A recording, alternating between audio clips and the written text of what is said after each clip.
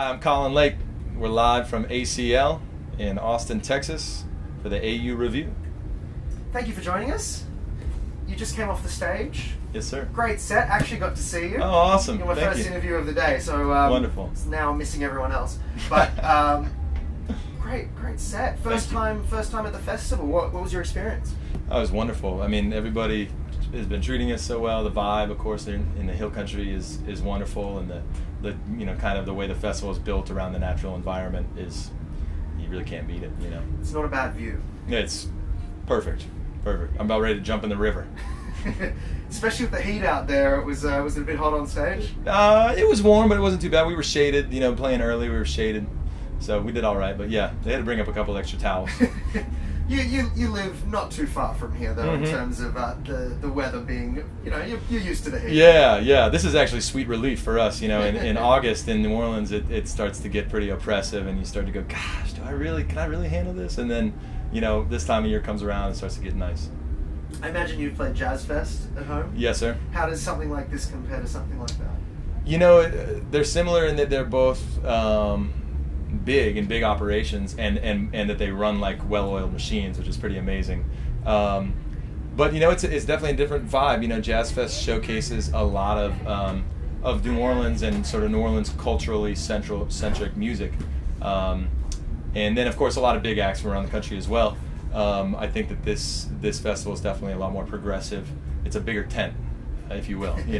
I mean, people have been saying, "Oh, we're going to go see this band," and I didn't even realize all these bands were even here. So it's wild. It's a great thing to be a part of. But yeah, I love ACL. Are you going to get to hang around for the weekend? We're going to hang around this afternoon, and then maybe come back a little bit tomorrow. But then we got to roll down to San Antonio, which is about an hour from here, and we're playing there tomorrow night. Anyone that you're going to try and see? Anyone you're looking forward to seeing that maybe you just found out about? Yeah, I've been hearing about this band called Green Sky Bluegrass from Michigan, and they're playing around 5:30 or something like that. So we're going to go check them out. I've got some mutual friends back on the West Coast that are friends with them, and so I'm looking forward to seeing them for the first time. And other than that, it's just trying to keep up with everything that we got to do here. It's a busy weekend. We talked a little bit off camera. You're working on some new material. You've had your debut record out for a little bit now. Can you talk us through the process since your debut and Sure. and how that's all going? When I put that last record out called The Ones I Love, it was guys that I had been playing with a little bit here and there, but I sort of kind of got together a group of guys that could help me do this record, and we did a great job with it. But I was had only been in New Orleans for a short time at that point. So in the time since, I've written a lot of material, and I've also really found the guys that are part of my team now and that are playing the band, and extended, people that we have played with us sometimes, and people that are working with us in the studio and elsewhere. And so it's definitely going to be a more, fully actualized kind of thing.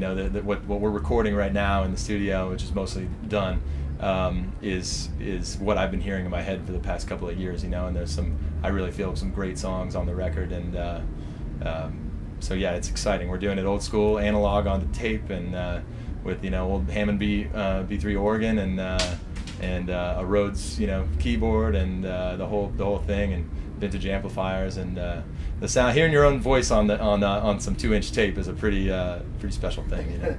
That's very cool. Yeah. I mean, do you think that brings out a certain sound that you wouldn't achieve otherwise?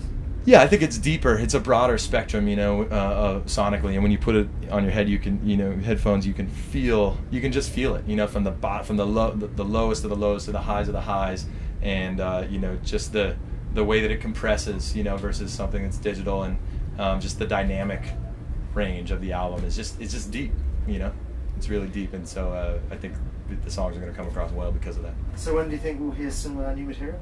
I'd say spring of 14. We don't have a date for it yet, but we've been telling everybody spring of 14, and we're right on schedule for that. So fantastic. Yeah. And can you tell us a little bit about the band that you've got together and who we saw earlier today? Sure. Yeah. So we were a 4-piece today. It's myself on guitar and lap steel and vocals, and then Bill Richards on the bass guitar. Been a New Orleans guy for a long time now. Wonderful bass player. Sings a little bit. And then Eric Golson on the drums, a younger guy who's just got a killer feel, and really has kind of become part of my sound. And then Mark Adams on the keyboards, a New Orleans legend and a killer player, schooled deep in R&B and blues and gospel music. So it's a band. We play a lot in New Orleans, and when you play in New Orleans, you gotta bring a lot of energy, and the band's got to be tight and hit hard. And so now, I feel like when we play together, they're one with me essentially. There's no questions. We don't have everything scripted out per se. We just kind of, I give them a look and a cue, and we get to play by feel, which is the same way that I do it when I'm by myself. So it's a wonderful thing. You mentioned that there's not only influences from the history of music, obviously being Sure. in New Orleans, it's hard to avoid. Sure. But even within your own band, there are people that are adding their own little takes to the sound. Yes, which is very cool because these players have all kind of, their musical vocabulary has, throughout their time playing music has grown and grown and grown, and we've been able to kind of merge that. And of course, I sought them out because I knew that I wanted to play with them and that they would be good for my thing, and it's a wonderful thing. It makes you go, if somebody's got to miss a gig, it's gonna be hard to replace. It's a couple of years now of a lot of things that you aren't really verbal. It's just a feeling. Australia, I don't imagine you've gotten down. I haven't yet. No, I haven't. We want to come to that Byron Bay Fest though one day. Blues Fest. Yeah. Well, it's a fantastic event, and you'd certainly be perfect for it. So many great bands from New Orleans Sure. have been down there before. Sure. So Yeah. let's get you down there for 2015. Oh, we can't wait to come for sure. What have you heard about that festival? It is I've seen iconic. a couple of times. It is iconic, and I've seen the list a couple of times, and it's just mesmerizing to boom, boom, boom, boom, boom, and they're able to amass that much talent Especially from around that the world. side of the world. Yeah, certainly. And Mark, my keyboard player, he's been down there and played the festival. Who's he performed with? With Marva Wright, an old gospel blues legend yeah. from New Orleans, and probably somebody else too. And we can't wait to come. I can't wait to go down under for sure. Well, best of luck with the release of the new record. Thanks so much, Larry. And enjoy the rest of your time here at ACL. Right on. Appreciate it. You too.